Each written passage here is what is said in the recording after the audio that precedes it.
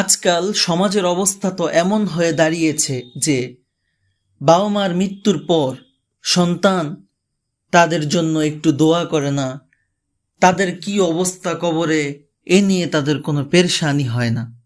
অথচ এক সাহাবী রাসূলের দরবারে এসে বললেন, ইয়া রাসূলাল্লাহ, বাবা মায়ের মৃত্যুর পর কি তাদের উপর সন্তানের কোনো হক রয়েছে? সন্তানের জন্য কি তাদের উপর কোনো হক রয়েছে? রাসূল সাল্লাল্লাহু আলাইহি ওয়াসাল্লাম তখন বললেন, অবশ্যই সন্তানের জন্য হক রয়েছে। সন্তান বাবা মায়ের মৃত্যুর পর তার জন্য দোয়া করবে, তার জন্য ইস্তিগফার পড়বে, তার যেই অঙ্গীকার রয়েছে সেগুলাকে পূরণ করবে এবং বাবা মায়ের যে বন্ধু বান্ধব রয়েছে তাদের খোঁজ খবর নিবে, তাদের ভালো মন্দ অবস্থা জানবে এবং বাবা মায়ের মাধ্যমে যে আত্মীয় স্বজন হয়েছে, নানার বাড়ি, দাদার বাড়ি, ফুফু, খালা, তাদের খোঁজ খবর নিবে।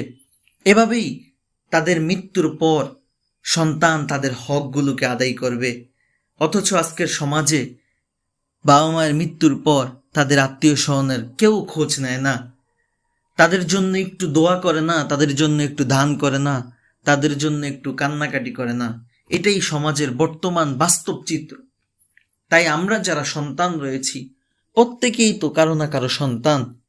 তাই এই জিনিসটা খুব খেয়াল রাখতে হবে, বাবা মায়ের ইন্তেকালের পর যেন তাদের হকগুলো ঠিক মতো আদায়